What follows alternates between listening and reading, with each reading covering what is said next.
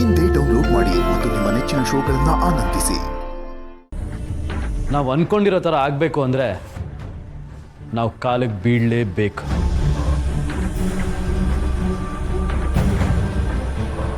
ಚಿಕ್ಕಮ್ಮ, ನಾವಿದನ್ನು ಮಾಡಲೇಬೇಕು. ಅರ್ಥ ಮಾಡ್ಕೊಳ್ಳಿ.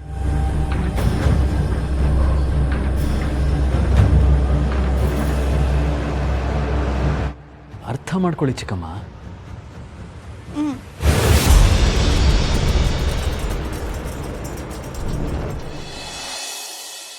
ಸಂಜೆ ತುಂಬ ಕೆಟ್ಟದಾಗ ನಡ್ಕೊಂಡ. ಅವನ ಬಿಹೇವಿಯರ್ ಹೇಗೆ ಅಂತ ನಿಮಗೆ ಗೊತ್ತಿದೆ. ಪ್ಲೀಸ್ ಬೇಜಾರು ಮಾಡ್ಕೋಬೇಡಿ. ಅವಮಾನ ಸಹಿಸ್ಕೊಳ್ಳೋದು ಶಕ್ತಿ ಅಂತಾನೆ ಆಗಿರ್ಬೋದು, ಆದರೆ ಅದೇ ಅಭ್ಯಾಸ ಆಗ್ಬಾರ್ದಲ್ವಾ? ನಾನೆಲ್ಲ ಸರಿ ಮಾಡ್ತೀನಿ ದಿ.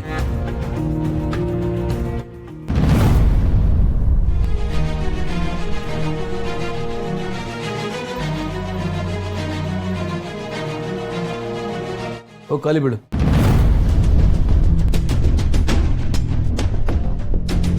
ಏನು ಮುಖ ನೋಡ್ತಾ ನಿಂತ್ಕೊಂಡ್ಬಿಟ್ಟೆ? ಹೋಗಿ ಖಾಲಿ ಬಿದ್ದು ಕ್ಷಮೆ ಕೇಳು.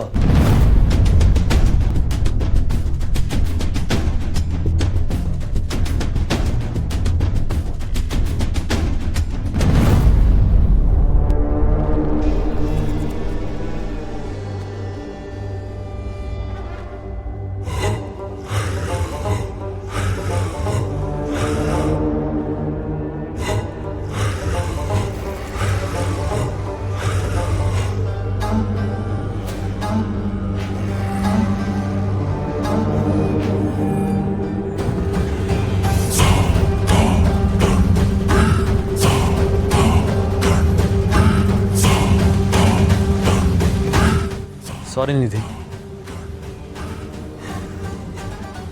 ನಂದು ಅದೇ.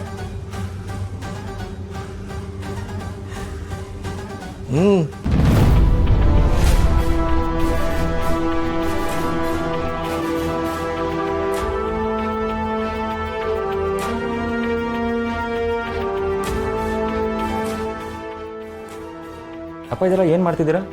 ಆಗಿರೋ ಪ್ರಮಾದನ ಸರಿ ಮಾಡ್ತಾ ಇದ್ದೀನಿಪ್ಪ. ಇವರೆಲ್ಲ ಇಷ್ಟು ನೀರು ಕುಡಿತಾ ಇದ್ದಾರೆ ಅಂತಂದ್ರೆ ಅಳತೆ ಮೀರಷ್ಟು ಉಪ್ಪನ್ನು ತಿಂದಿದ್ದಾರೆ ಅಂತ ಅರ್ಥ.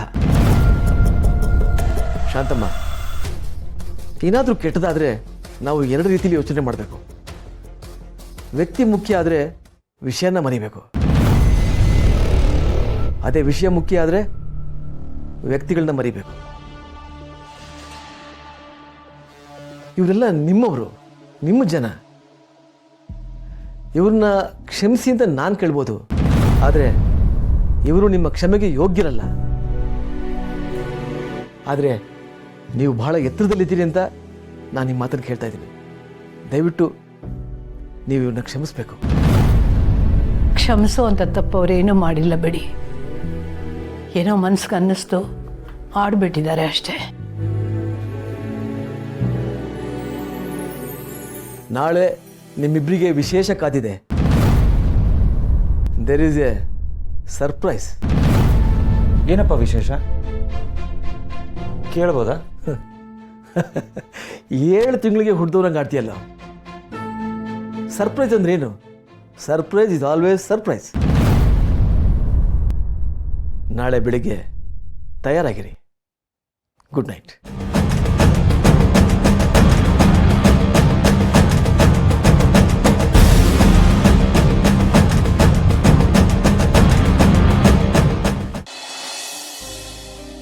ನಿತ್ಯ, ಏನಾಯ್ತು ಅಂತ ನಿನ್ಗೇನಾದ್ರೂ ಗೊತ್ತಾ? ನಾವೆಲ್ಲ ಬರೋಷ್ಟರಲ್ಲಿ ಆಲ್ರೆಡಿ ಶಾಂತಿ ಮತ್ತೆ ನಿಧಿ ಬೇಜಾರಲ್ಲಿದ್ರು. ಏನು ಅಂತ ಕೇಳಿದೆ ಅದ್ರ ಬಗ್ಗೆ ಉತ್ತರನೇ ಕೊಡ್ತಿಲ್ಲ ಅವರು. ಮೋಚಡೆ ನನ್ನ ಹತ್ರ ಏನಂತ ಹೇಳಿದ್ಲು ಗೊತ್ತಾ? ನಾನು ಒಂಟಿಯಾಗಿರೋಕೆ ಸ್ವಲ್ಪ ಹೊತ್ತು ಬಿಟ್ಬಿಡು ಅಂತ ಹೇಳಿದ್ಲು. ನನಗೆ ಗಾಬರಿ ಆಯ್ತು. ಮನ್ಸಿಗೆ ನೋವಾದಾಗ ಮಾತ್ರ ಹೀಗೆ ಹೇಳಕ್ ಸಾಧ್ಯ.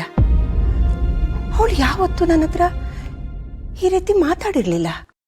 ಮನೆ ಬಿಟ್ಟು ಹೋಗೋಷ್ಟು ನೋವು ಏನಾಗಿರ್ಬೋದು ಅಂತ ನನಗೂ ಗೊತ್ತಾಗ್ತಾ ಇಲ್ಲ. ಮನೆ ಬಿಟ್ಟು ಹೋಗೋದಾ? ಬೇರೆ ಮನೆನಾ? ಏನೂ ಆಗಿಲ್ಲ. ಎಲ್ಲ ಸಮಸ್ಯೆಗೂ ಒಂದು ಒಳ್ಳೆ ಪರಿಹಾರ ಕೊಟ್ಟೆ ಬಂದಿದ್ದೀನಿ. ಏನ್ ಹೇಳ್ತಿದ್ಯೋ? ಅಮ್ಮ, ನಿಮಗೆ ತುಂಬ ಸುಸ್ತಾಗಿದೆ. ನಿಮಗೆ ರೆಸ್ಟ್ ಬೇಕು, ಹೋಗಿ ರೆಸ್ಟ್ ಮಾಡಿ. ನಿಮಗೆ ಯಾವ ಚಿಂತೆನೂ ಅಗತ್ಯ ಇಲ್ಲ. ನಾಳೆ ಸ್ಪೆಷಲ್ ಡೇ, ಎಲ್ಲರಿಗೂ ಒಳ್ಳೇದಾಗಲಿ ಅಂತ ಒಂದು ಒಳ್ಳೆ ಪ್ಲ್ಯಾನ್ ಮಾಡ್ಕೊಂಡು ಬಂದಿದ್ದೀನಿ. ಬೆಳಿಗ್ಗೆ ಬೇಗ ಎಲ್ಲರೂ ರೆಡಿ ಆಗಬೇಕು. ನೀವು ಹೋಗಿ. ಅಲ್ಲ ಕಣೋ, ಅಮ್ಮ ಹೋಗಿ ಮಲ್ಕೊಳ್ಳಿ.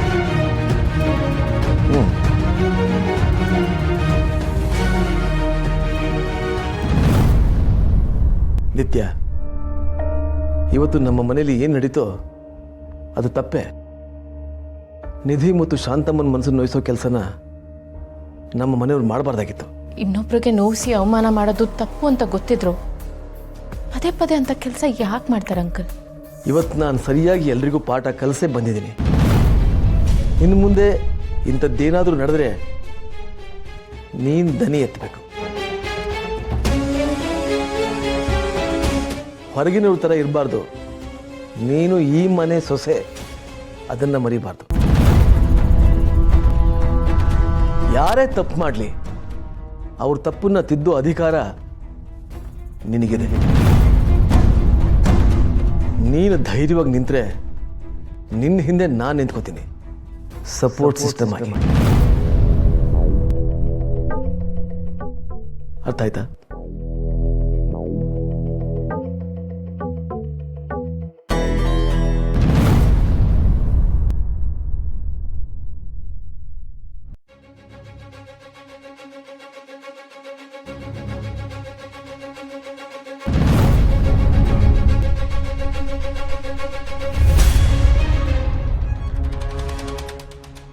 ಕರ್ಣ, ನೀವಿನ್ನೂ ಮಲಗಿಲ್ವಾ?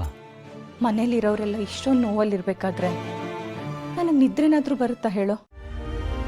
ಅಪ್ಪ ಯಾಕೆ ಹೀಗೆಲ್ಲ ವರ್ತಿಸ್ತಿದ್ದಾರೆ ಅಂತ ಯೋಚನೆ ಮಾಡ್ತಿದ್ಯಾ ತಾನೆ? ಏನೋ ಸರಿ ಹೋಗ್ತಿಲ್ಲ. ಅವ್ರದ್ದು ಅತಿಯಾದ ವಿನಯ, ಸಂಜುಗೆ ಏಟ್ ಹೊಡೆದಿದ್ದು, ನಾಳೆ ಸರ್ಪ್ರೈಸ್ ಇದೆ ಅಂತ ಹೇಳಿದ್ದು, ಯಾಕವ್ರ ಕ್ಯಾರೆಕ್ಟರ್ಗೆ ಮ್ಯಾಚೇ ಆಗ್ತಾ ಇಲ್ಲ. ಹೌದು, ನಿನ್ನ ಯೋಚನೆ ಸರಿಯಾಗೇ ಇದೆ. ಅವ್ರ ಮನಸ್ಸಲ್ಲಿ ಏನಿದೆ ಅಂತ ಕಂಡುಹಿಡಿಯೋದು ಅಷ್ಟು ಸುಲಭ ಅಲ್ಲ. ಒಳ್ಳೆ ಯೋಚನೆಗಳಂತೂ ಆಗಿರಲ್ಲ. ಇಷ್ಟು ವರ್ಷ ಅವ್ರ ಜೊತೆ ಸಂಸಾರ ಮಾಡಿ ಅನುಭವಿಸಿದ್ದೀನಲ್ಲ. ಅವ್ರು ನನಗೆ ಅನ್ಯಾಯ ಆಗಬೇಕು ಅಂತ ನಮ್ಮ ಸುತ್ತಮುತ್ತ ಇರೋರಿಗೆ ತೊಂದರೆ ಕೊಡ್ತಿದ್ದಾರೆ. ಅದು ನನ್ನ ಚಿಂತೆ. ಇದರಿಂದಾಗಿ ನಿಧಿ ನಿತ್ಯಕ್ಕೆ ತುಂಬ ತೊಂದರೆ ಆಗೋಗಿದೆ. ಇನ್ನು ಮುಂದೆ ಏನೂ ಆಗದಿದ್ರೆ ಸಾಕಮ್ಮ.